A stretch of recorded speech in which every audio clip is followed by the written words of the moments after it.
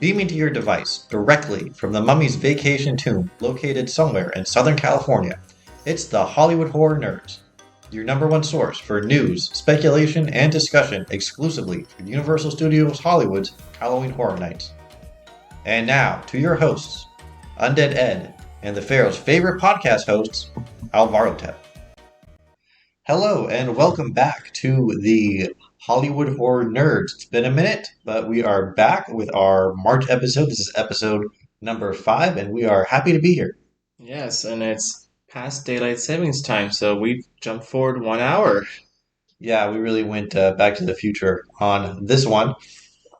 So for this episode, we're doing things, it feels like every episode we're rolling out something new. Today is again something new. For this one, we're going to be talking about Universal Studios Hollywood, kind of the daytime experience, kind of taking an eye also towards if you're at Horror Nights this year, the attractions that are open, what's worth your time, what's not, kind of what's your experience in the different attractions. We're also going to touch on if you want to go just during the day, what's that experience like. So we just went yesterday to get ready for this episode. So we definitely had some thoughts. Oh, definitely. It's an experience to go, and every day is a little different, but this was our experience yesterday. Yeah. And then as a little bonus treat at the end of the episode, we're going to keep counting down our top 20 horror, and we're going to get to my Undead Ed's number 17.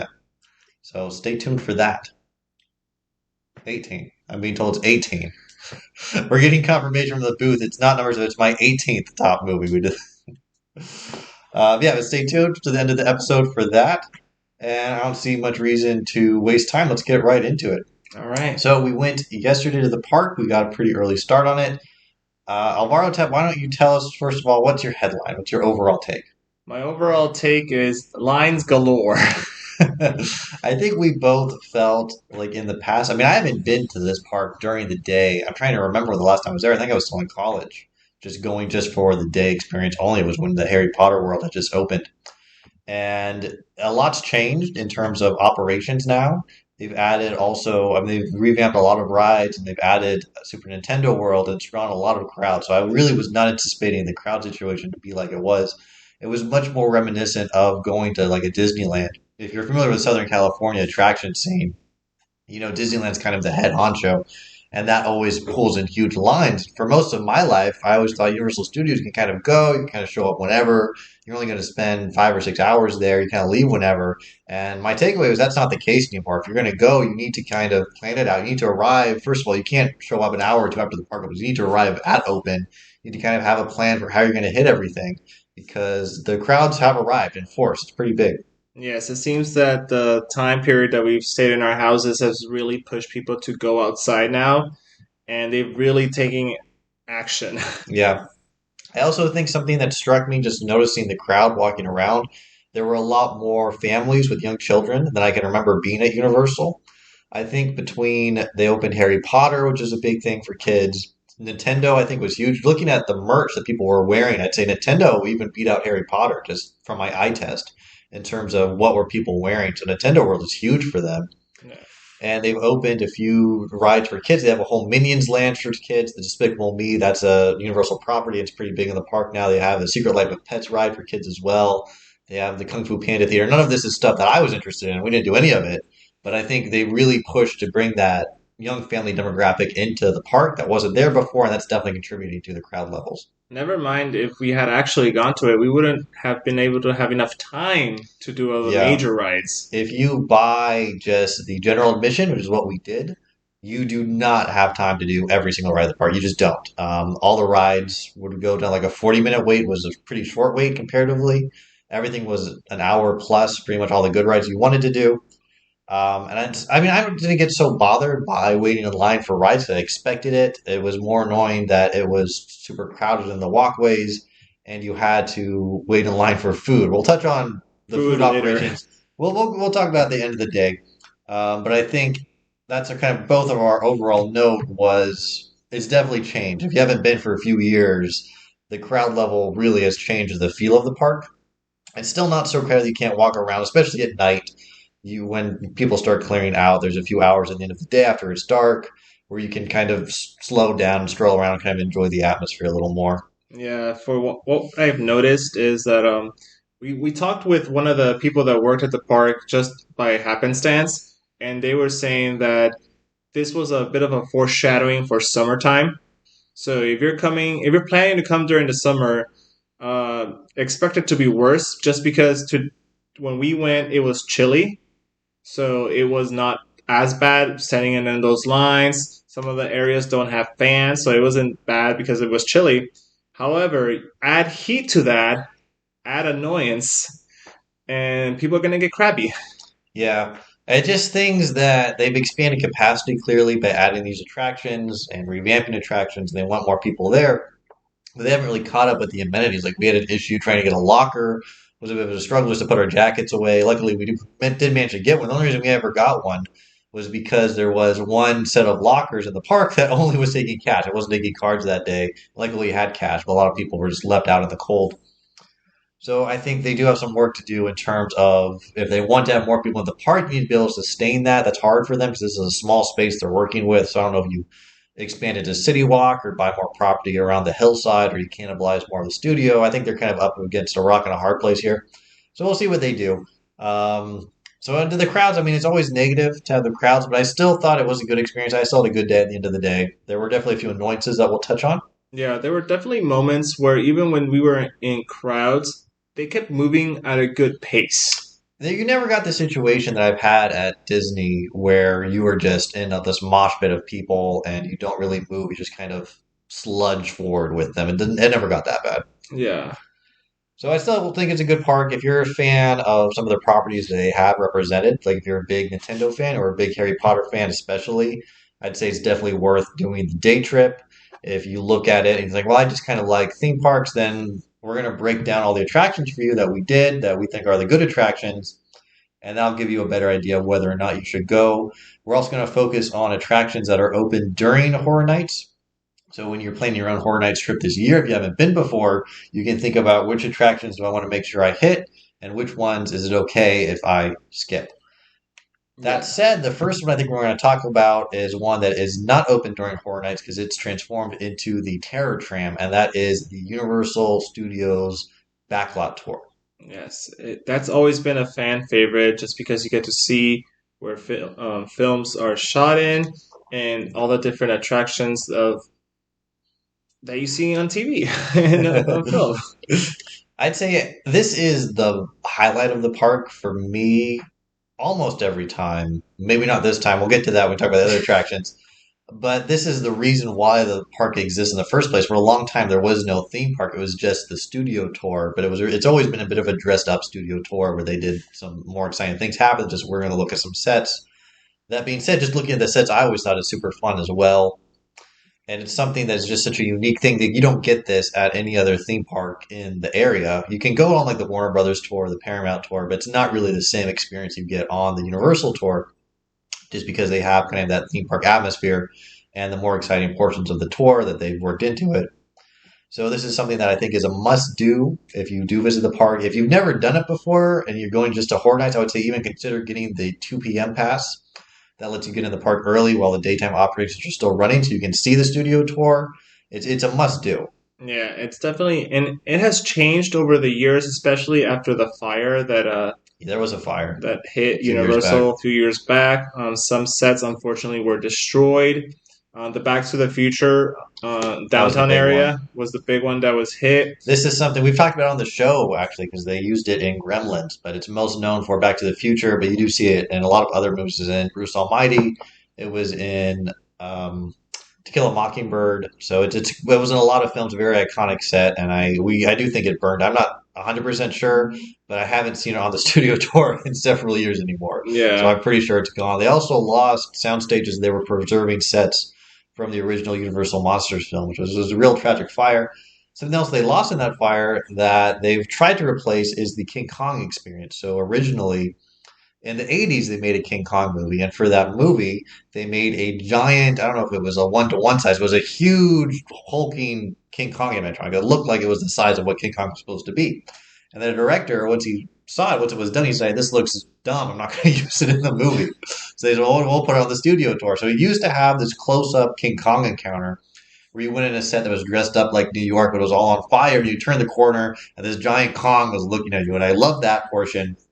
King Kong also burned down in the fire, and they've attempted to replace Kong, the original Kong from the 80s, with Kong from the Skull mid Island. 2000s with the Peter Jackson version of King Kong. And this is something I actually do like this King Kong portion quite a bit, where you go through. What I appreciate about this is they don't try to dress it up too much, like, oh, King Kong is attacking the studio tours. Like, no, you understand, hey, Peter Jackson comes on the screen, he talks a little bit about the experience he made, says, okay, now we're going to take you to Skull Island, and it's a really cool kind of 360 immersive screen that you go in where there's action happening on both sides of you. So you can look to the left, you see a different something than what's happening to the right.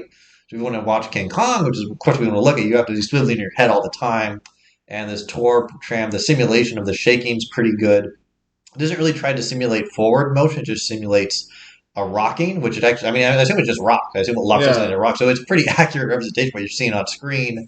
And the action's pretty engaging where you see King Kong fighting two or three T Rexes. The graphics are done very well. I did notice it feels like it's a bit of a low resolution screen compared to what you're probably used to at home if you have like a 4K player or even the stuff they put in the movie theaters now, especially because you're so close to it. So maybe you want to update the screen universal, but I don't think so. I still like the Kong portion. What do you think about Kong Skull Island? I loved Skull Island just because of the rocking and everything else to it. I will say probably it was high tech when it was made a few years back. It was, and I feel like this technology has now been used in other, even within this own park. Yeah, it's they definitely have updated it in other areas. This area just hasn't had that update yet. I think it's in the essence of if it isn't broke, don't fix it kind Yeah, of deal. it's good. It's a fun. It only takes like maybe 3 or 4 minutes. It's pretty Yeah, short. it's pretty short. It gets to the point. I've actually written on the tram when it's very few people. The rocking gets worse when there's less people. You get almost hurt. Yeah. So if you have some pain issues, maybe don't do that. But it's definitely it's a wild experience to have that rocking motion to feel like Kong jumps on the tram because they do use the screens as well as the speaker system to really immerse you in the experience. Mm. So we're not going totally sequentially here as we talk about it, but as we go through these different segments that you go through, what I've noticed is it feels like I used to remember going this as a child. It feels like there used to be more segments. Part of that is because of the fire. Part of that is also because it feels like more filming is being done on the backlot than there used to be. I feel like there was a time in the movie industry where they were very enamored with just using green screens or always filming on location. And now to cut costs, I feel like the industry is shifting back to filming more on the backlot, which is, I think it's good for movies. I like movies shot on backlots. I think it's kind of fun. But as someone who goes to the theme park, when you can't go through a lot of iconic sets that you're used to seeing on the studio tour, that kind of sucks. On this time we went, I remember going, used to go through these, what they call the metro sets, where you go through like New York Street. That's the one I remember, but there were also several other ones that are dressed up like big cities, and it was fun to see them. And this is also something we've talked about on the podcast because it used to let you walk onto it for Horror Nights, and they had mazes back there, and that was always really exciting for me when we started going. That you were walking around on the back lot, going to three different mazes in these metro sets, and now those metro sets are in use pretty much every day of the year. So Horror Nights is out, and rarely anymore do you actually get to go on them if you do the tram. We actually went on them a little bit, which is exciting to me. Yeah, The tram drove around the bit that they used to have the mazes in, which was exciting. Even though we didn't go through the main streets themselves, at least you could see them. I was a bit nostalgic to be back. I point, oh, that's where the Freddy versus Jason was, and that's where Krampus was, and that's where the Holidays in Hell Scare Zone was. yeah. So that was kind of fun for me. Other things that were missing, even on this trip, we missed Little Europe, which was that's always a highlight for me because that's where like Frankenstein and Wolfman stuff like that were filmed on those Little Europe sets. And not seeing that, it was a disappointment. We didn't get to drive through the Bates Motel this time. I mean, that was surprising. That was Yeah, usually that that's one's not. I'm sure that's always unused. I think it's under renovation. So we also looked at the War of the World set. We didn't drive through the War of the World set, but we were able to see it kind of through a hill. And they said, it's being renovated for safety concerns. apparently it was to get rid of any sharp edges. Yeah, even though I've walked through that for 5 or 6 years in a row now on Horror Nights, and I haven't noticed anything that seemed dangerous, but they wanted to do something with it. First of all, usually to get to those areas, it's roped off. Yeah, you don't actually walk on the plane; you walk next to the plane. But I don't know. So Yeah, that was close. That was disappointing. someone jumped the fence, is what We I'm also hearing. didn't get to see the earthquake, and that's always a really cool sequence where you go The into subway. it's like a subway in San Francisco, and an earthquake is simulated, and water starts flooding in, and things break, and it's a really cool sequence. It's one of the best ones they have on the tour, and it was also excluded. So we missed a lot on this particular day, and that's kind of the thing about the studio tours. The backlot gets used more and more. You're kind of rolling the dice. Is this going to be one where you see everything, or I'm going to see just a small little truncated portion? Yeah, it's it's disappointing when you're expecting to see something and it doesn't happen. But at the end of the day, the tour is still a fun thing. You get to learn a Yeah. lot about the movie industry If you're through it. into like behind the scenes, this is again, it's a must do. In terms of stuff that has been cut that we talked about that we didn't like that was cut, there were also some things that have been cut that are good. The main thing that's been cut is Jimmy Fallon. So if you don't know Jimmy Fallon, you're luckier than I am. He hosts, I think, was just the Late Show on NBC. I think so. And he's not very good. We don't, we're not big Jimmy Fallon fans on this podcast. No. And when he began the Late Show, he became the host of the studio tour. And I can remember going on it, and every place you would go to, instead of the tour guide who's actually on the bus talking to you, they would put Jimmy Fallon on the TV. He would have a pretty lame comedy skit, and he would talk about it. And almost all of that is gone. So you still see Jimmy Fallon's face when you walk in on like the marquee, and he's still in the safety video, and that's it. That's all the Jimmy Fallon there is. And I remember even walking in, talking with Alvaro Tep as we approached, like, oh, I can't believe they're still doing Jimmy Fallon. So I love the tour, but I hate the Jimmy Fallon portion. So seeing only that tiny snippet of Jimmy Fallon pleased me quite a bit. I was very happy about that. Yeah, the Tonight Show host, his role in it has been diminished to mostly the beginning safety videos, and then Yeah, not much and else. that's actually that's the only time you see him. It's to the point where I think they have like a contractual obligation with Jimmy Fallon that says you will be the host of the studio tour, and this is the minimum they can do to honor that arrangement. Yeah. Otherwise, he would be gone, which Yeah. is good. It's definitely a net positive. It's more fun to have your actual tour guide who's on the bus with you talking about the sets. And they've had several different hosts. I remember at one time, I believe um, it was someone else from I forget her name. I'm sorry. All right. Well, yeah, we were talking also online. It would be fun if they. It might be time to get a new host in there, someone who's a little Yes. younger, a little more hip with the current generation. In terms of additions, there's been a few additions in the last few years that I'm not a big fan of. Really, two things. The first is it feels like there's a lot of Jordan Peele Nope in the tour now. And if you remember our discussion of Jordan Peele movies a few episodes ago, not a huge fan, especially of Nope. It feels like no one's a big fan of Nope. I'm sure there are hardcore Nope fans out there. I hope I'm not insulting you if you're listening. But it wasn't a huge movie. It wasn't a huge hit. It didn't leave much impact on the culture. And then there's a lot of Nope on the tour. They highlight it at the tours. When you go through screen cars, they have two cars from Nope. One of them is from Fry's Electronics, which I love Fry's Electronics. I'm sorry it's gone, but Yeah. I don't care about a car from Nope. I also spent a lot of time on the Nope set. It just feels like they put a lot of. Money. It feels like when they released Nope, they thought this was going to be a huge seminal film that would linger, and it's already out of the public conscious. It feels, but they're stuck with this Nope on the set, and they don't know what to do with it. So don't love that. It's a bit of a waste. Yeah. And the other one, which is even worse than the Nope sets, is Fast and Furious Supercharged, which is their attempt to kind of shoehorn another attraction into the studio tour at the end with a Fast and Furious thing. Now, maybe if you're a huge Fast and Furious super fan, you love the supercharged experience. I've never seen a single Fast and Furious movie. I don't really care about them. And I really hate the supercharged experience because it's so divorced from the studio tour where it's just a simulator ride. It's not a good simulator ride because it's not a purpose-built vehicle. You're still in the tour bus and it's trying to simulate forward motion, which it can't do very well. It's very just the action just feels very bland that you're seeing on the screen. It has that same 360 effect that Kong has, but instead of just trying to shake you and actually shaking you and immersing you that way, they're trying to do like a motion simulator, like you're on Star Tours, and it doesn't. It's not a good effect. and the whole thing is just bad. I really hate it, and it's so divorced. So the studio twice want to go there and see the sets, learn about the movies, and maybe get some fun movie effect action. Like they have the flash flood scene is really cool because that's a real practical effect, and the earthquake is practical effects. I like seeing that. I'm not interested in just more CGI getting shoved in my face. There's enough of that when I go watch a real movie. Don't love it on the studio tour. Really hate that this is shoehorned at the end of it. If they had an option to get online and say this is studio tour without the supercharged, I would take that option every time. Yeah. It's just a weird show. Maybe they can change it to something else if they just want to keep with that concept. But the Fast and the Furious, also the series is way too long now. I think they're in like the 12th or 13th I film. think they said like we're making Fast 11 is coming out or something. Yeah, it's gone to the point where maybe they should sunset that Yeah, yeah. series. They are opening a Fast and Furious roller coaster in the park. We saw them working on that. The construction vehicles are out and in force.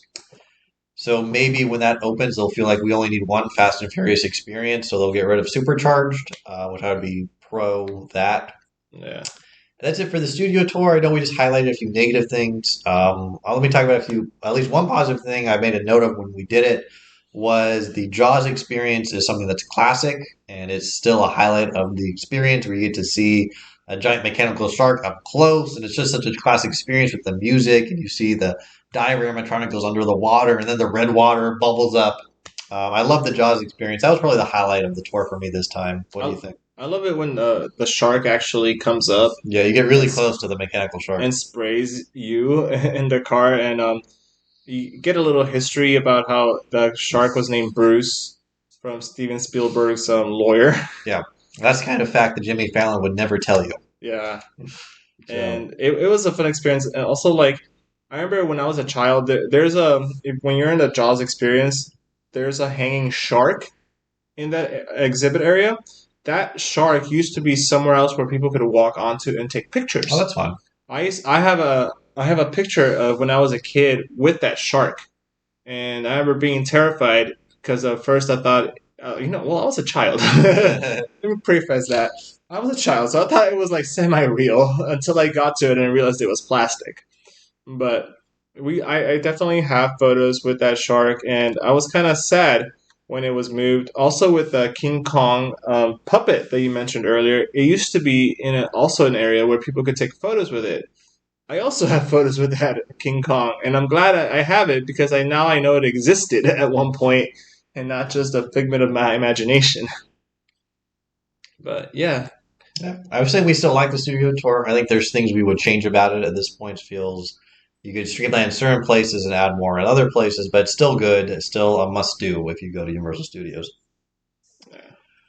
The next ride we went to that we'll talk about is Harry Potter and the Forbidden Journey. And this was it's kind of the anchor for the Hogsmeade area they have, which is a really fun area.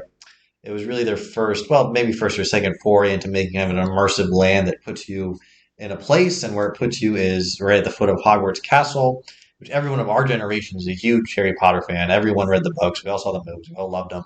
yeah. There's a lot of And kids now named Hermione, yeah, Harry, and Ron. yeah. And you see when you're in the park, you see a ton of people wearing the Hogwarts robes that you can buy or Hogwarts scarf. And it's a lot of love for it. It's a really well done area. You can get the butterbeer. You can get their own special hogshead brew. Scottish ale is pretty good. You can get, there's a lot of English food. You can get three broomsticks, which is fun as well. You can get your own magical wand. They did a great job with the land. Let's talk about the ride itself, Harry Potter and the Forbidden Journey. How do you like it? I loved it. It was really fun.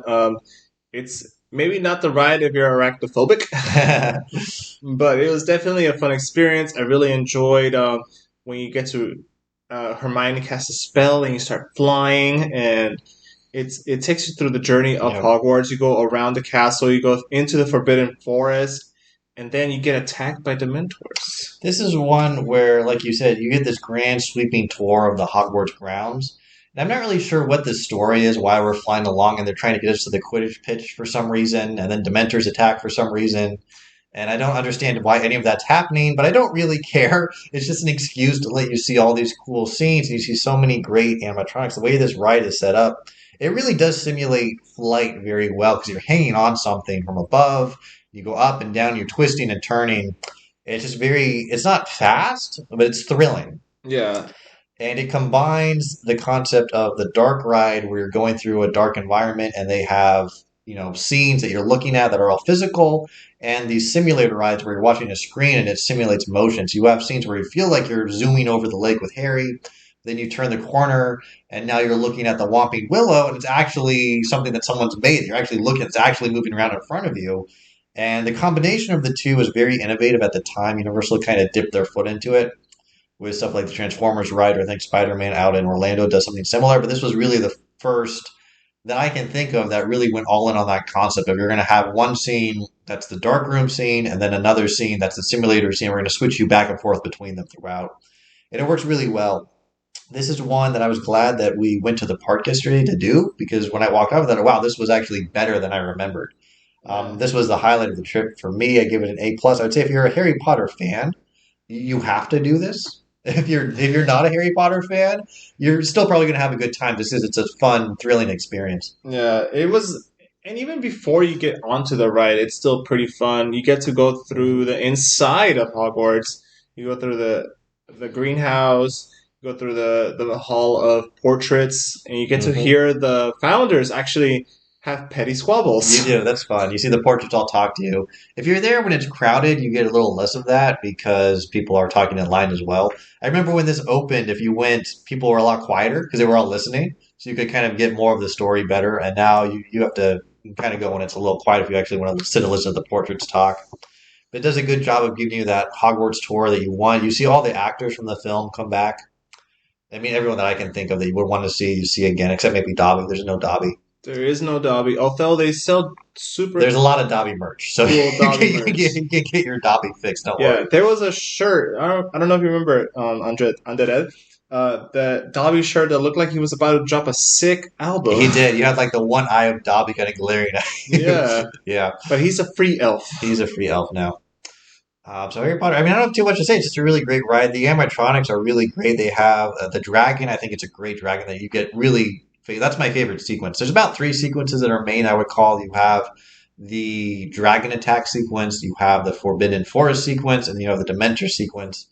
I thought the dragon. I think is probably my favorite. Where you because it's also the first time you realize, hey, this isn't just going to be simulators. There's going to be stuff I'm looking at, and the dragon that's Yeah, right in your face is really great. it's a little fire Uh, breath but and I also really love the Whomping Willow just because of the scale of it. It's huge. It's a yeah, giant tree that it's whomping. It tries to whomp you. And then I loved when after the Quidditch game, you're being chased by Dementors. You end up in the Chamber of Secrets somehow. I'm not. Again, the story is weird. I'm not sure why suddenly you're in the Chamber of Secrets, but you are. perhaps this whole ride is just to give you an overview tour Yeah, of that's the point, Hogwarts. and it's super fun. And you can see even if you're a fan of the movies or the books, the basilisk skeleton is in the Chamber of Secrets. You can see that. I thought that was super fun. It's a little nod if you remember. I mean, it's not like a secret thing. Everyone who saw the movie will remember it. But if you Yeah, did see the movie, you'll remember. You'll be able to see. Oh, there it is. That's super cool. yeah. So yeah, super fun. Great ride. Really great. Now, one of the interesting things that happened to us during the ride, it stopped. Yeah, I've been stopped on this ride multiple times in a few different places.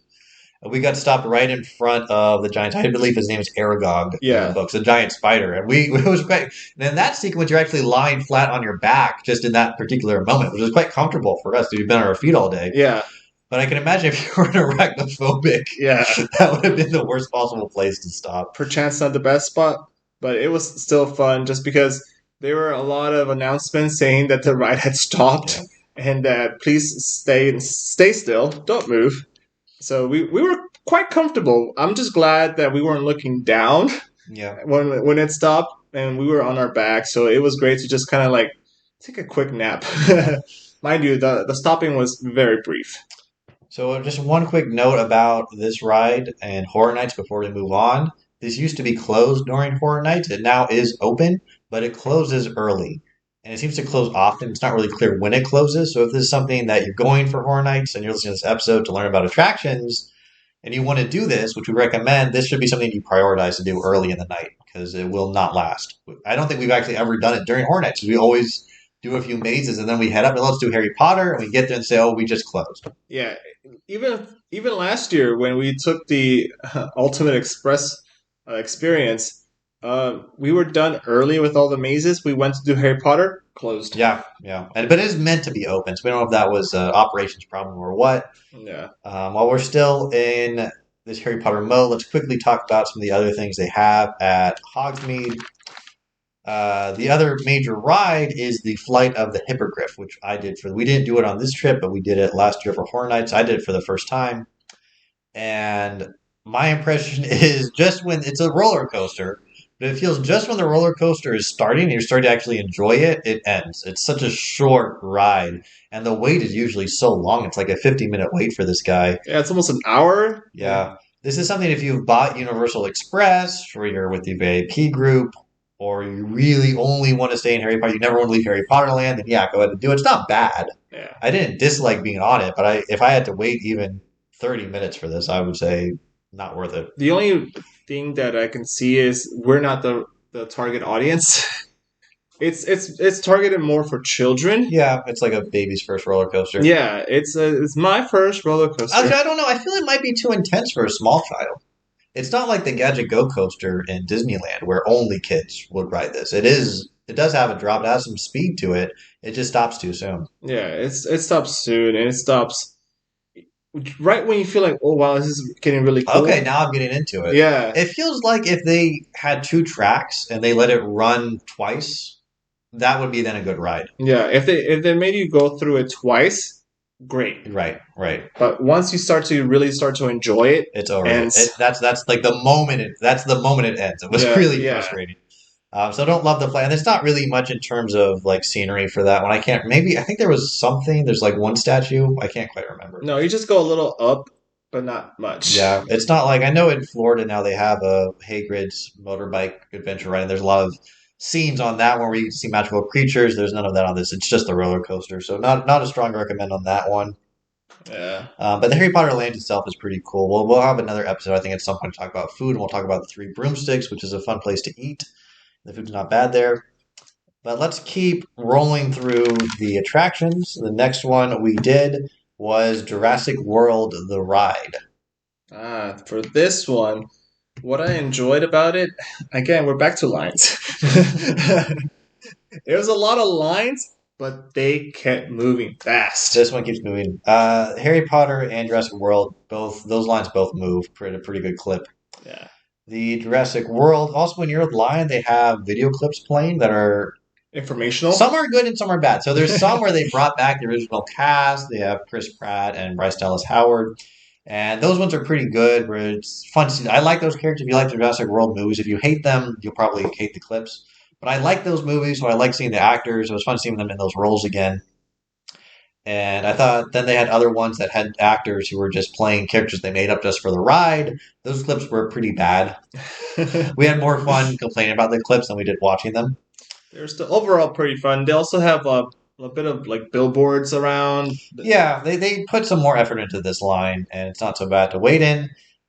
But as to the ride itself, this is another one that I think is really great. I mean, this is the thing about Universal overall, is there's not as many rides, but they're all pretty great. At least the ones that we did. Yeah. So there's so many dinosaur animatronics, and they're all really good dinosaur animatronics. It used to be when it was Jurassic Park. They renovated a few years ago to make it Jurassic World. They retouched all those animatronics, and they all look amazing now. They had quite the facelift, to be sure. The baby Stegosaurus is super cute. They have the big mama Stegosaurus who's huge.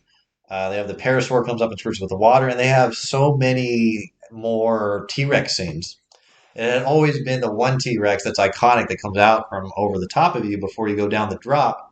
Now they have three. You see the T-Rex three times, and I thought that was great. You see Indominus Rex out towards the end. Oh, the Indominus Rex animatronic is amazing. It's so big. It's like Yeah. it's like a 1-to-1 Indominus Rex. It's huge, Yeah. right on top of you, roaring down at you before the T-Rex attacks. So just for that effect alone, I love this ride. And then it only really has the one thrill element with the one big drop, and it's a big drop. Yeah.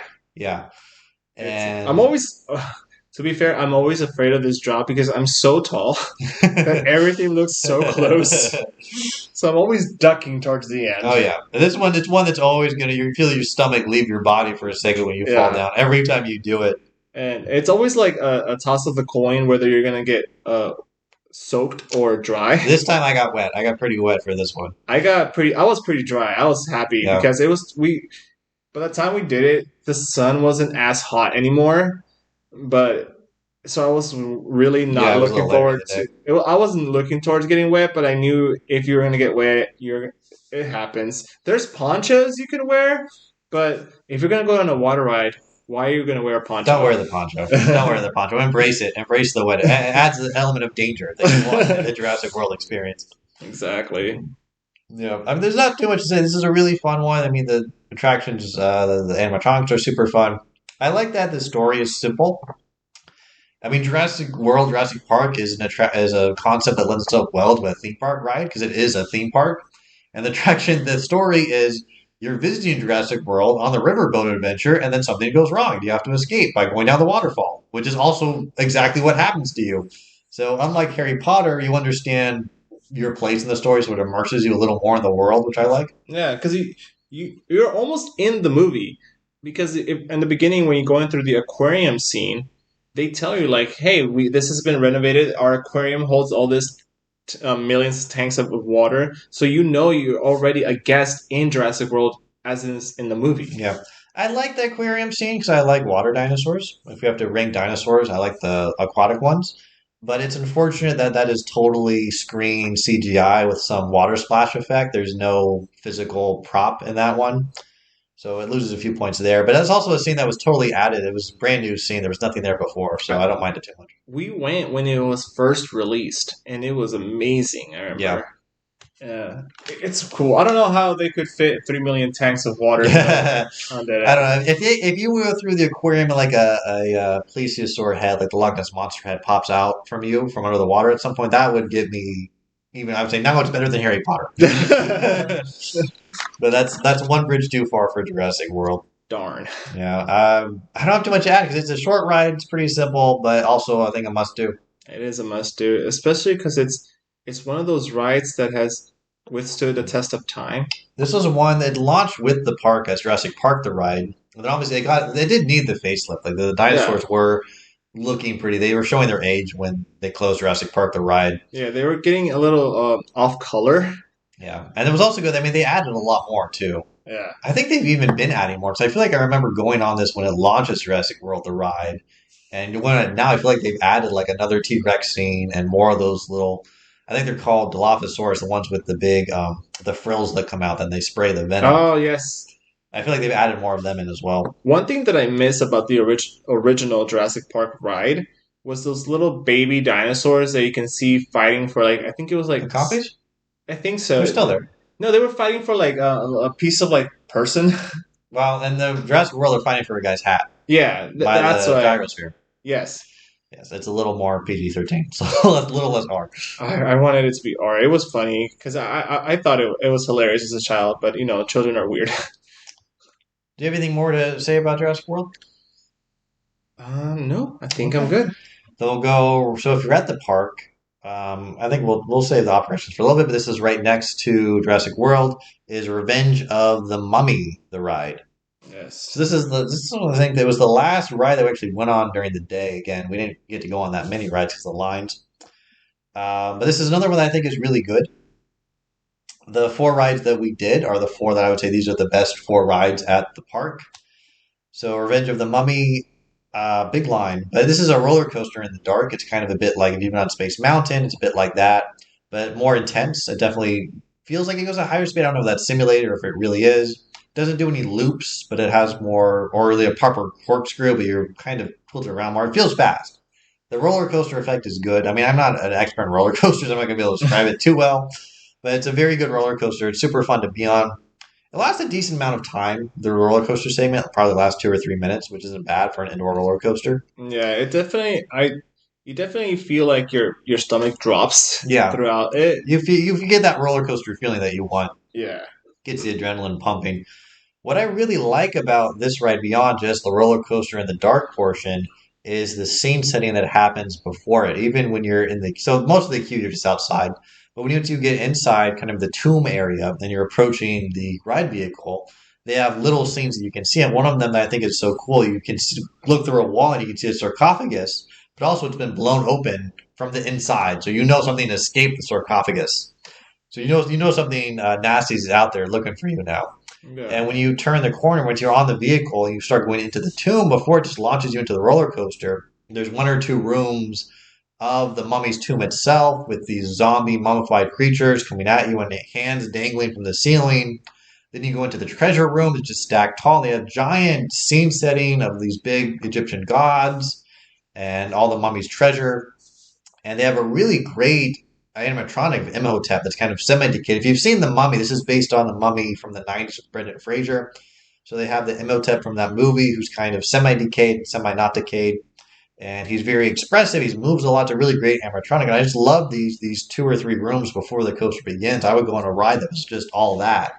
And the ride was amazing, and I like how at the end of the, it's almost like two loops. Because you go forward and Yeah, then you go and back. then you go backwards. When you go forward, and then you get to the end of the road, and it just abruptly stops. It's just a weird feeling, that Yeah. sudden stop, and then moving backwards. You're like, oh, it's speeding up Yeah. backwards now. It's a pretty unique effect to go backwards roller coaster. I've only ever seen it. The only other place I've ever seen it is Hong Kong Disneyland, which is a bit of a trip if you live in Southern California. So not worth it just for that. 'Cause you go to the Revenge of the Mummy, you Yeah, get the same effect, and it's super fun. I mean, I'm not great describing roller coasters. I'm saying I like the roller coaster. It was fun. I can talk more about this scene, which I also thought was great. yeah, the roller coaster, it goes, it like leans out at some point, so you feel like you're about to fall. It stops abruptly, and it goes backwards. It's a fun It's experience. fun. It's a very good one. Again, another. I don't know if this is a must do because you can go on roller coasters in other parks, but definitely a should do if you can. This is definitely should not do right after lunch though. Yeah, if you have a weak stomach, this one might be a little too topsy turvy for you. Yeah, So those are all the rides that we actually did yesterday. But there's a few more that are open during Horror Nights that we've done before that we'll touch on. yeah, So the other one in that lower lot area is Transformers, the ride. yes. This one, I don't hate it. I just don't love it anymore. I never really loved Transformers, and especially now in the current day in 2024, Transformers feels like kind of an out of date franchise. It feels like almost like the Fast and the Furious movies, where like, okay, you can end now. Yeah, yeah, and they're still kind of like they make a movie every now and again, Yeah. but no one at the party's walking around in Transformers merchandise anymore. So it feels like this is a ride that's due to become a new property soon. The ride itself isn't bad. It has that same simulator effect with a little bit of the dark ride with a little bit of scene setting.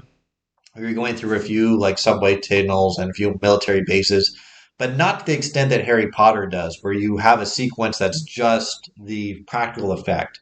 And it's a big animatronic. Like there's no practical. I think you see like a Megatron head or something at some point. Yeah, but he's dead at that Right. It's point. not moving around. It's not coming at you. It's not exciting. It's cool. It's not exciting. Yeah. All the action is all simulator. So it really is just a jumped up version of Star Tours. And I don't love that. I like it. I don't love it. Um, if you love Transformers, if you especially the Michael Bay Transformers movies, then you'll probably like it. Probably go see it in that case. Otherwise, you're probably safe skipping this one. Yeah, it's fun. It's not the best anymore, mind you. It's also dated. Yeah. It's also dated, so you The kind of have to look at it through that lens of it it was. feels very like 2010. Yeah, it was good at its time when it first rolled out, amazing ride. But now with Harry Potter, with all these other Yeah, new it's been experiences, surpassed. its time has passed. The other one that I think I feel the same way about, where its time has passed, is the Simpsons ride, which is up by the studio tour. This was originally the Back to the Future ride when the park opened. And when I go on the Simpsons right now, I just kind of wish it was Back to the Future again. Yeah, This is one that I liked it when it opened, and I mean, it goes really heavy on the comedy, but it's something that it's funny the first time. It's kind of funny the second time. By the third time, you're kind of over it. yeah, yeah. So it doesn't hold up the same way as like something like Back to the Future did on multiple watches. It's going more for comedy than action. It's still a fun enough ride. It's just a simulator too. It's not doesn't have any dressed up dark ride elements to it like Harry Potter. No. Even Transformers does more than Simpsons does. It's just a pure simulator. Yeah, you just go into a car and it rises, and then you're in front of a screen the Yeah. entire time. And I was a huge Simpsons fan, like when this ride came out, so I was more excited for it then, and my fandom has definitely waned over time. It also feels strange because Disney now owns The Simpsons, so it's a little weird Yes, that you're seeing the Disney property at the Universal Park. I feel like Universal feels that way as well because there's been a lot of rumors, nothing that's concrete enough for us to report on, but there has been a lot of rumors about Simpsons going away the and getting sunsetting replaced of with something else.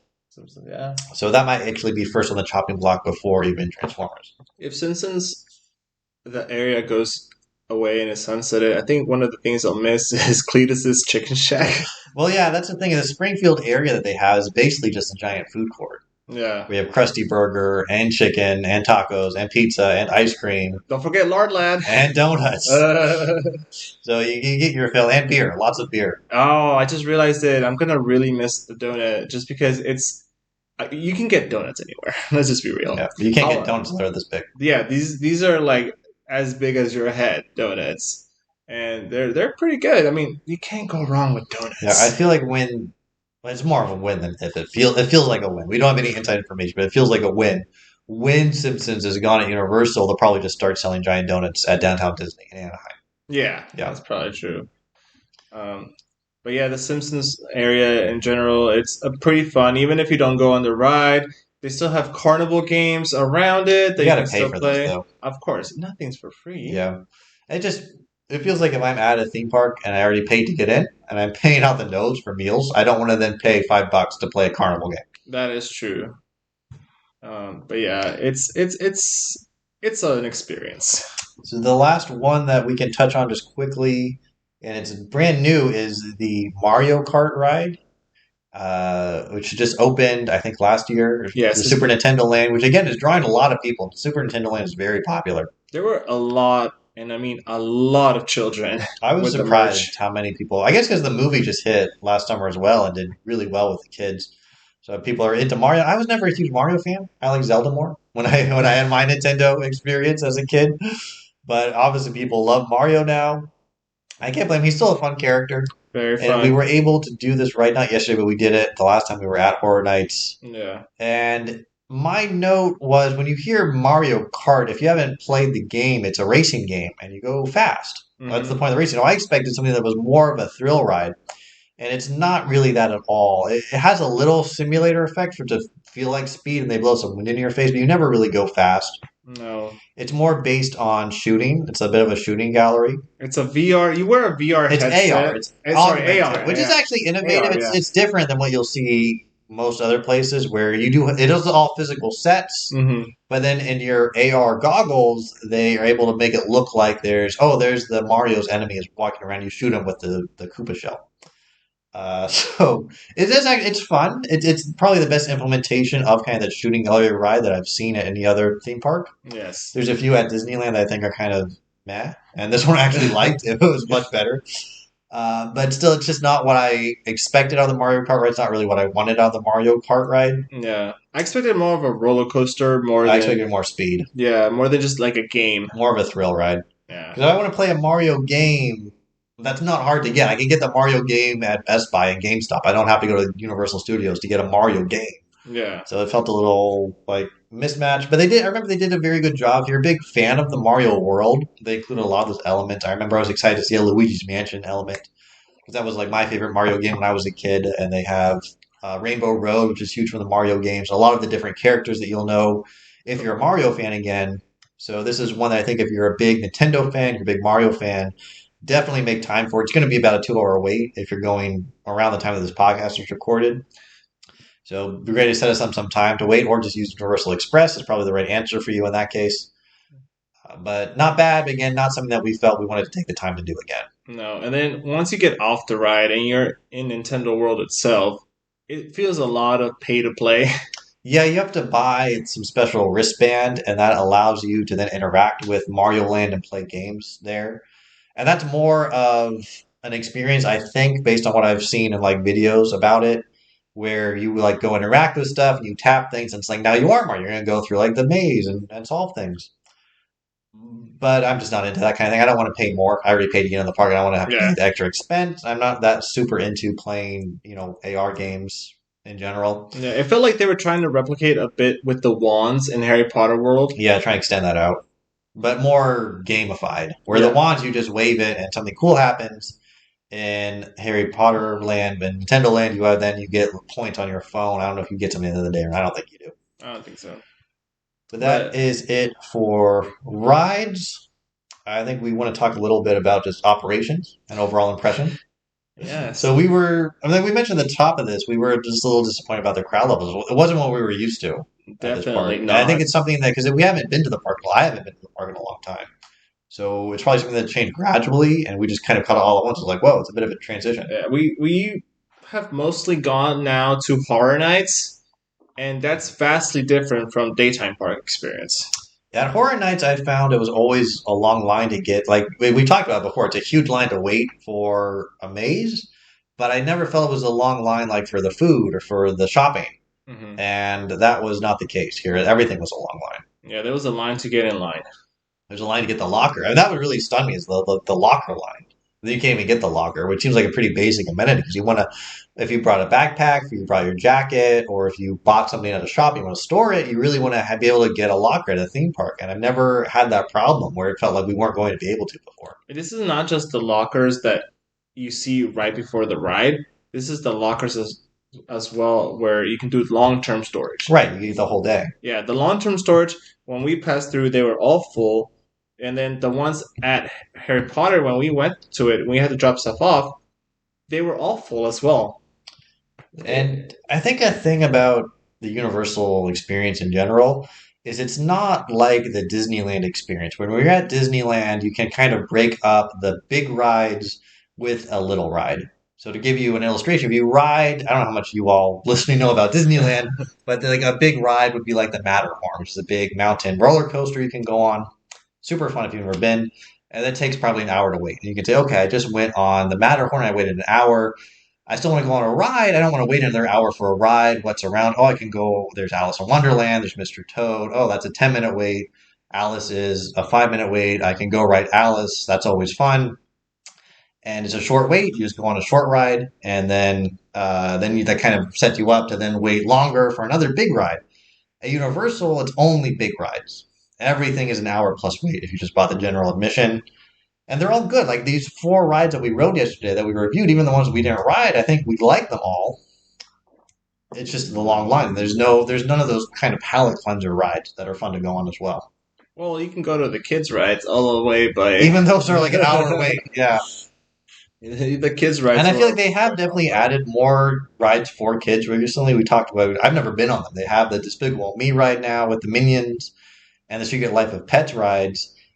Those just aren't franchises that are timeless in the same way that I think the Disney ones are, that you can connect to even as you're older. I think when you're not a kid, you're a lot less interested in Minions and Secret Life of Pets.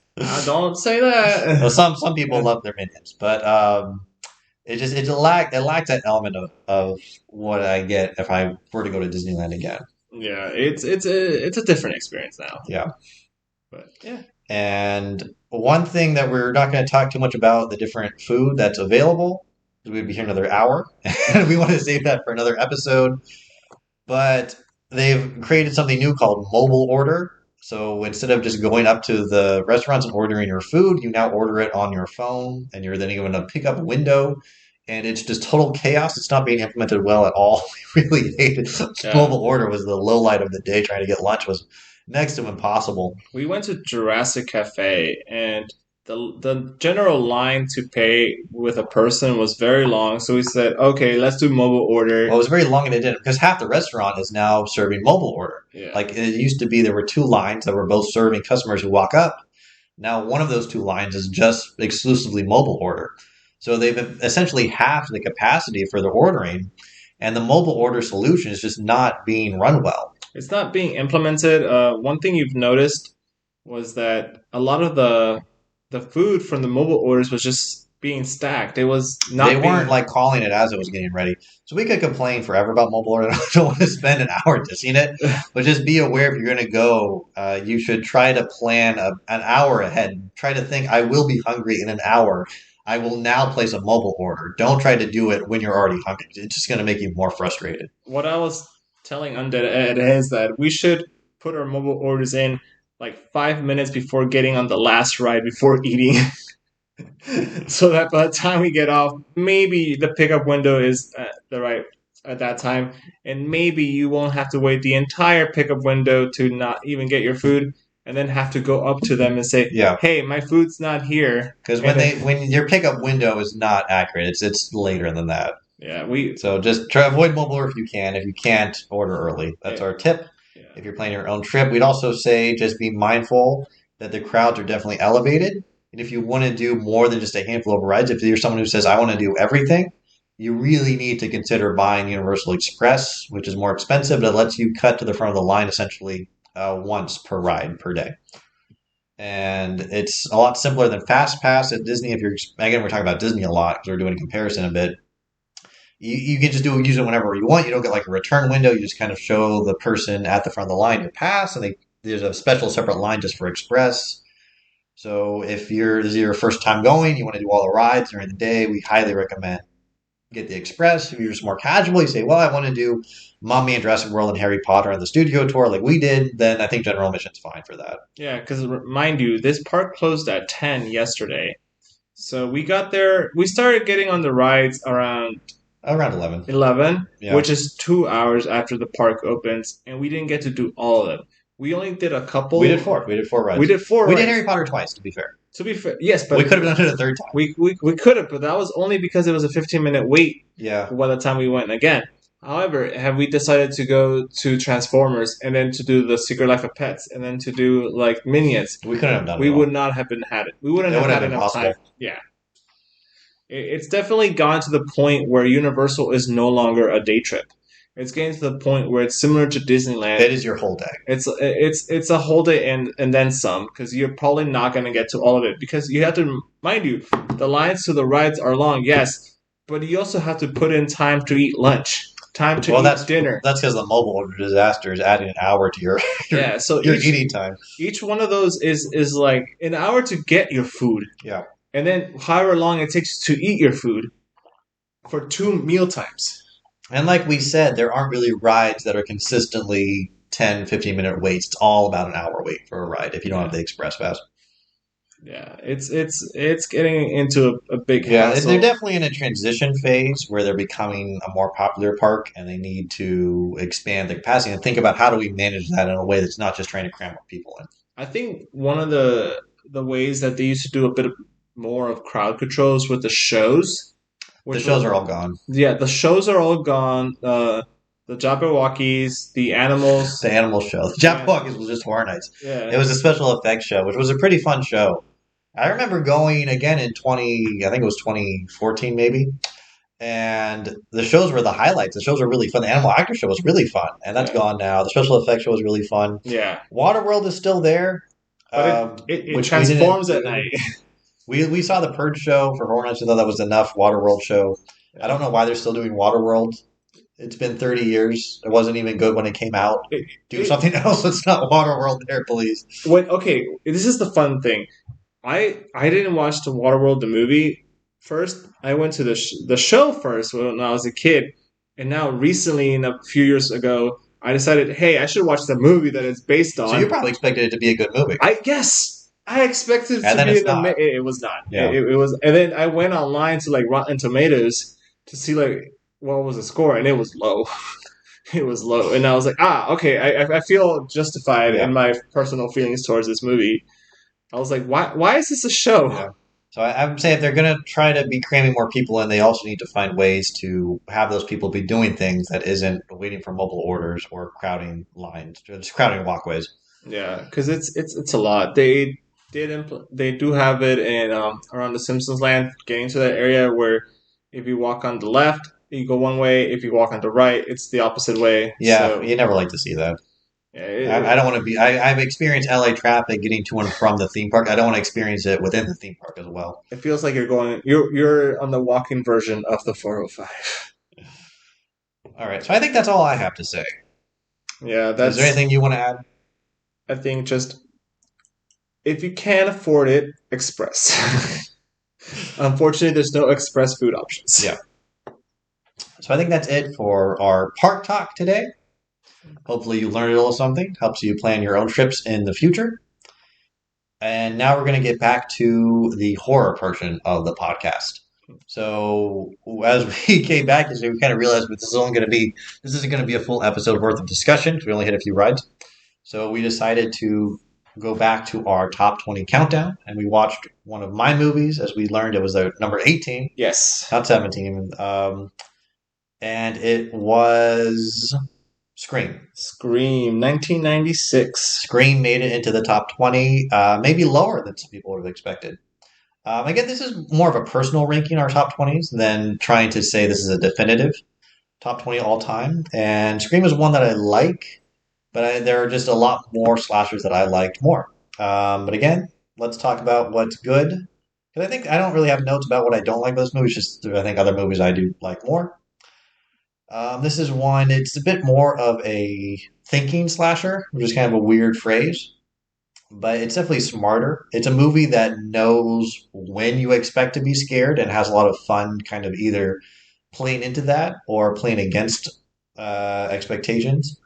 So if you haven't seen Scream, what's fun about it is kind of a whodunit as well as a slasher movie, where the killer is someone wearing a mask that they always are, but it's not like in Halloween or Friday the 13th where you know it's Michael or it's Jason. The mask is actually used to hide the identity of the killer, and you kind of know it's one of these characters that are in the movie, but which one is it? And they don't reveal it until the end. We won't talk about who it is until the end of the discussion. We'll tell you when if you want to skip that part. And if you haven't seen it yet, we recommend seeing it. The who done it really engages you every time. I've seen this from someone who's seen it for the first time. They want to be talking throughout the whole movie, trying to figure out who it is. It's a really fun mystery to try to detangle. The solution is very clever. I have yet to meet anyone who even claims that they figured out the mystery before the end of the movie. Yeah. It's pretty well done in that regard, where there's red herrings and there's things that throw you off, throw you on to people who it isn't, and throw you on to people who it is, or off of people who it turns out they actually are. So that's very well done. It's a bit more grown up than this is Wes Craven again, who also made Nightmare on Elm Street as well. He's also known for. It feels like he's a bit more of a mature filmmaker by the time he made this. The techniques are just a little better in terms of the shot composition. He's using a lot of. I noticed particularly in the first scene, which is iconic, where Drew Barrymore is the actress and she gets murdered in quite a grisly fashion and it's quite drawn out where there's a phone call. But I just noticed in that scene, he's using Dutch angles where the camera's tilted on its side. And this creates a bit more of a sense of unease, whereas in Nightmare on Elm Street films, it's all just pretty simple shots, and the terror is then just created from the story. This one, he's trying to use more of the actual filmmaking technique to also add horror to it. I've talked a lot about Scream now. Do you want to jump in before I keep going? I just want to talk about its tomato meters that have pretty held up for almost 30 years now. It's 81 on a tomato meter and audience scores of 80. Yeah, actually, it seems a little low. Scream is usually very well regarded in the slasher genre. It is like I said, it's a little more intelligent. It is a slasher. It's not like a thinking man's movie, but it is more of a thinking man's movie than a Friday the 13th or a Halloween sequel. Yeah, it's actually it's marked as a horror comedy. Yeah, the comedy is a bit of a stretch for me. Yeah. There are definitely like jokes. Yeah, they're not part of the murdering. It's very meta. It's a very self-aware horror movie. That's what it was known for. It wasn't the first horror movie that was self-aware. Even if you think back to the 80s, Friday the 13th Part 6 is a very self-aware horror movie. But this one really leaned into that, where there's a character, Randy, who works at a video store, and he loves horror movies, especially slashers, and he says, now we're in the slasher movie, and there's a scene where he gets up and he explains, here are the rules. Here are what you have to do to not get killed in a slasher movie. It's that you don't have sex, you don't do drugs, and you never say, I'll be right back. Drugs or alcohol. Yeah. Of course, he's at a party with high school kids during a curfew that they're breaking, so they all hate those rules. Of course. No, this was definitely... so, fun fact, we rewatched it for this podcast again, And in my mind, I've watched this in the past, but I've also watched some of the satire versions of this film, such as Scary movie. Scary Movie. So in my mind, I was getting those two confused last night when I was watching it again. I was I was really in my mind. Some of the scenes, I was like, oh, that was a Scary Movie scene. That was an Yep. original Scream scene. Also, when we talk about how this is referencing other horror movies, there's a lot of little nods throughout where I feel like some of the characters' names are nods to old things. The whole thing where the killer is on the phone with the victim. We'll talk about a little more in a second when we talk about how it's set in the 90s, but he's always making phone calls. That's a big part of the Ghostface killer. This feels a little bit like a throwback to Black Christmas, which we talked about 2 episodes ago or 3 episodes ago for Christmas as Mm-hmm. kind of the proto slasher movie before slashers really solidified. But it's something. It's a movie Wes Craven has definitely seen before he made Scream, and it feels a little bit like let's take that concept of the killers making phone calls, but instead of just these creepy, unnerving phone calls, he's really engaging with the victims and scaring them, not in terms of just I'm a creep, but in terms of I'm going to tell them what I'm going to do. I'm going to ask them questions and be a little more charismatic. It's unusual to have a slasher movie where the killer's in the mask, but he's also very charismatic. He's actually talking. This is kind of Wes Craven's signature, where he created Freddy Krueger, who's the slasher of the '80s. Who also he talks a lot. You know his personality. He has a lot of personality. So does Ghostface in these Scream movies.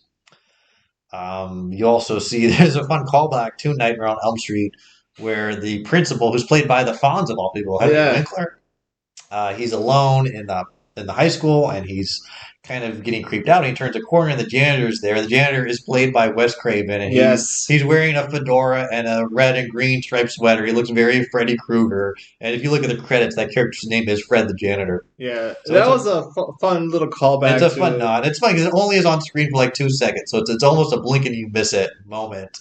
It doesn't linger too long. If it lingered on it for a shot or two, it would be too long. But it's just enough. It reminded me of like it's very Freddy Krueger to be around high school Yeah, students. yeah. The victims also, because they are kind of aware of these horror tropes, they're meant to be a little smarter than your average victim. Where at the end of the movie, I mean, they know, okay, the killer's going to get back up now. We have to put it back down. Double And tap. they are definitely smarter. There's one fun scene where one of the victims, I mean, one of these high school girls, is confronted with a kill, and she's like, oh, this is just someone playing a prank. And it takes her 2 or 3 minutes of talking to the killer to realize, oh no, this is actually the killer I'm in danger. That's a pretty fun sequence. So there's a lot of fun sequences like that.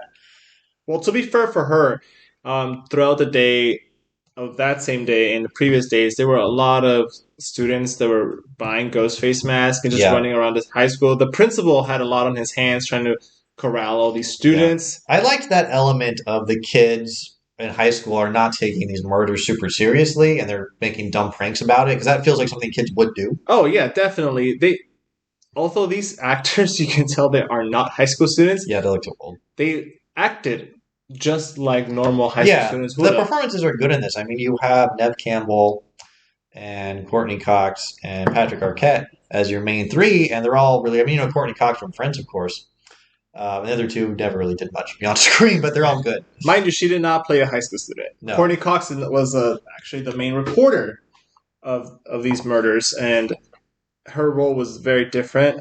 But yeah, the high school students in this they acted just like how you expected high school students to act, which is not taking it seriously, being kind of dumb about things, and making bad decisions, just like high school students. Um, it's one of the things that I enjoyed about this movie is that Sydney was not about to be a victim. yeah, that's what you mean when you say they're a little smart. She really fights Yeah, back, yeah. which is nice. It's different from other sides where they're just running, and this one Sydney fights. And I love the final sequence where the killers turn their back for a few reasons, and then they turn back to Sydney and they realize, oh, she's gone. Mm-hmm. And then she starts calling the killer on the phone. And now she's using the voice modulator, and she's wearing the ghost face mask, and now she is hunting the killer. It's such a fun reversal. The hunter has become the hunted. Something else I really like about this is true of kind of all Scream movies and all the Scream movies.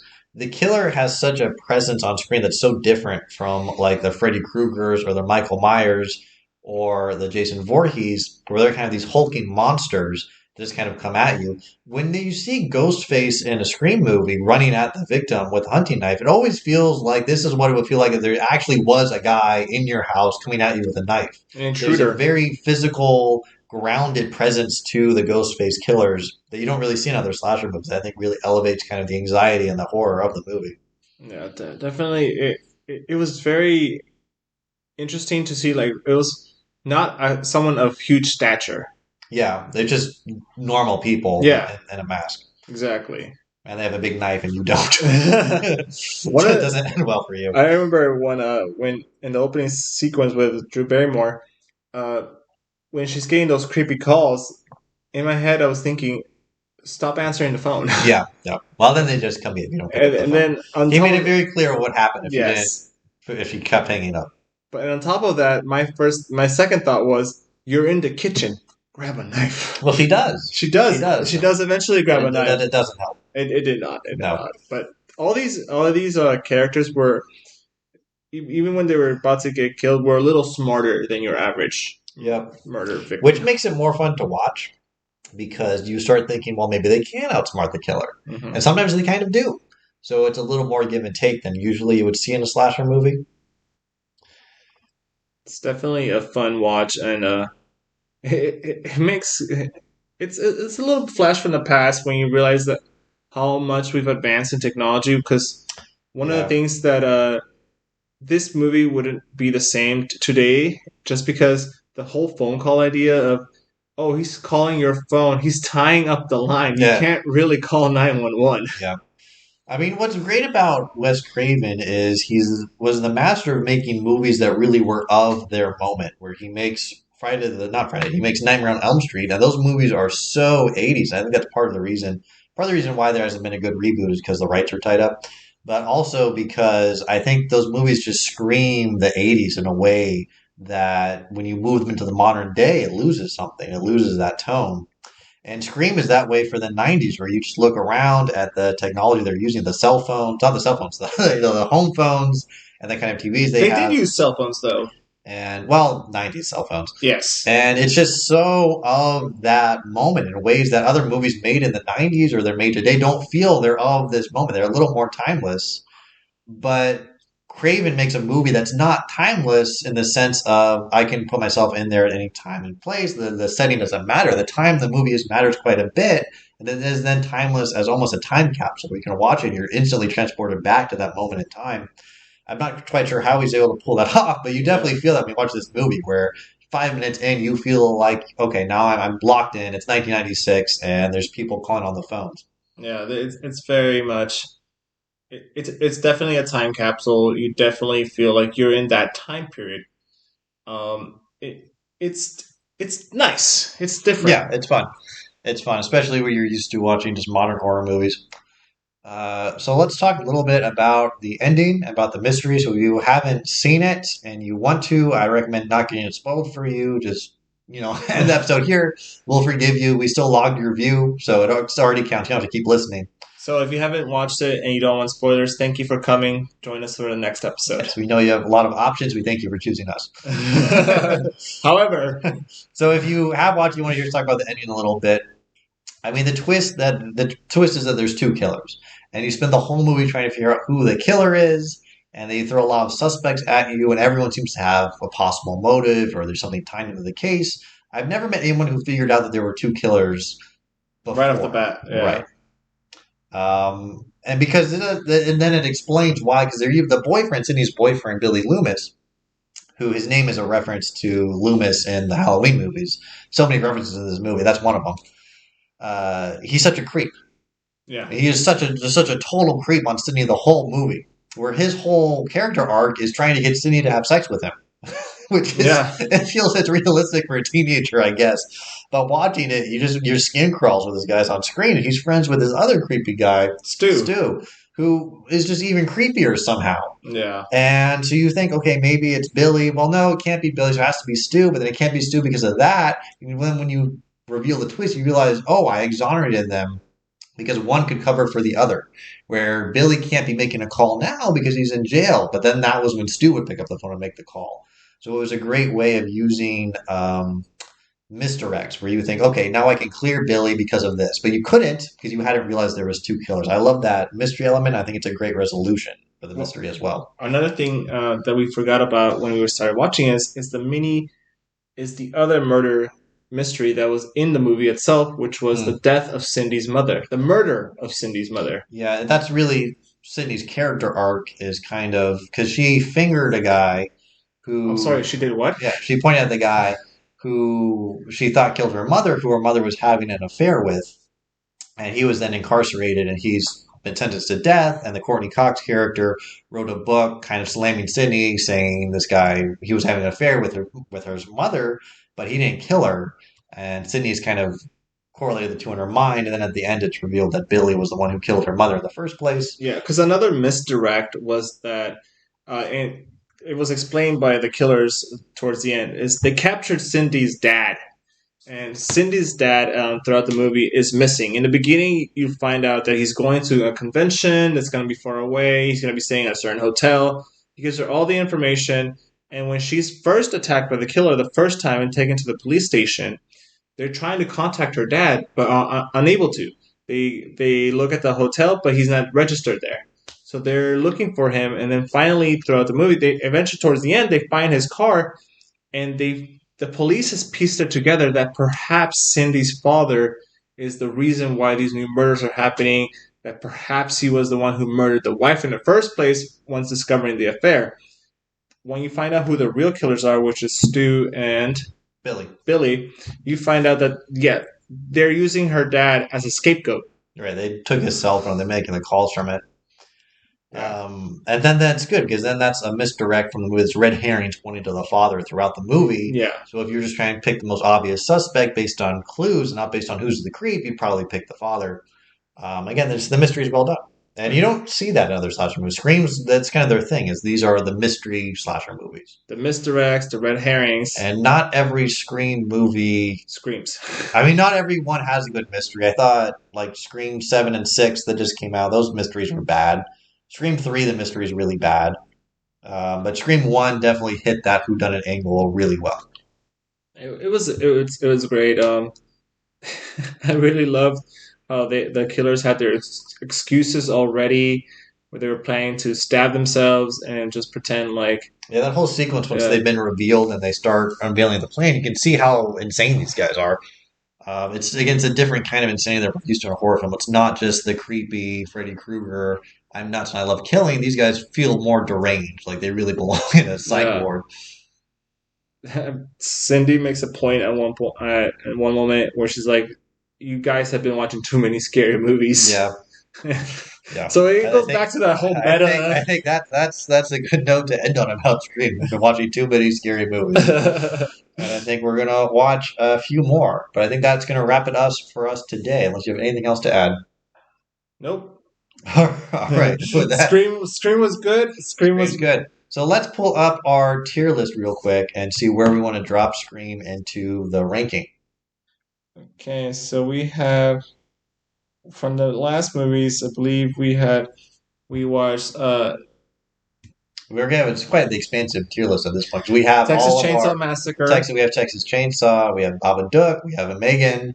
We have Saw, and we also have movies that we watched on the Christmas episode. Yes. So where do you think this falls between Saw, Babadook, Megan, and Texas? Between at least we thought, I including the would put Christmas. Scream above all those movies. Really? Yeah, Okay. as you think. Let's. I mean, we go through them one by one. We can think of Texas Chainsaw, which I like, but it's just a little raw. No pun intended.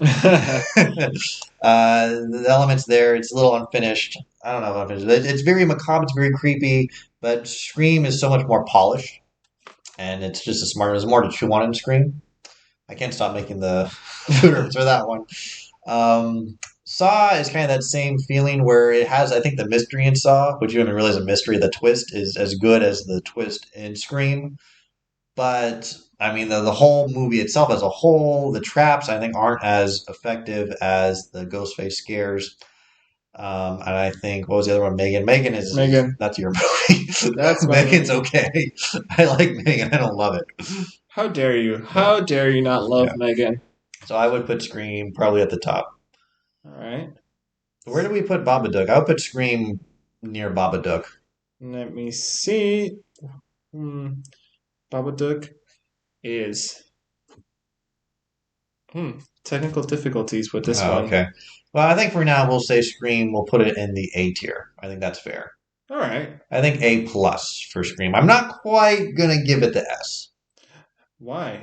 I think as we go through our lists and we start coming up to movies that are in like our top fives, we'll begin to understand what makes an S movie an S. And I think Scream, I mean, if I have to knock Scream, which I can, the character arc for Sydney, it's kind of non existent. She's always a strong character from start to end. She doesn't really learn to be strong in the course of the movie.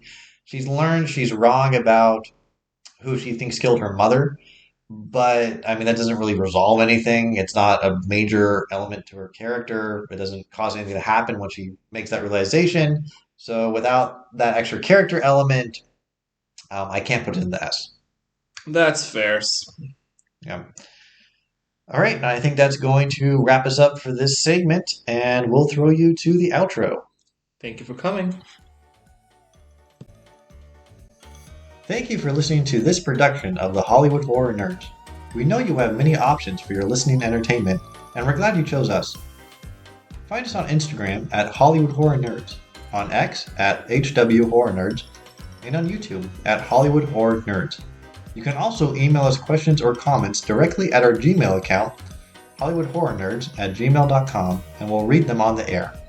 Be sure to subscribe to this podcast on Spotify, Apple Podcasts, or your favorite alternative podcast site to ensure you don't miss next month's episode. And until then, stay scared out there.